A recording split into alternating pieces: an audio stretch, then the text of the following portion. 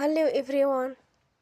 Today we will talk about how to fix the app offline. We will go to settings, then we click on apps. After that we will search the app line and we click. Then we will on for stop. After that we will go to storage. Then we click on clear cache.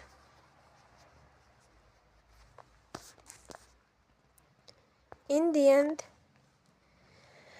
turn off your phone and you will restart your phone again. Don't forget to support us by like and subscribe. See you next time and thank you for watching.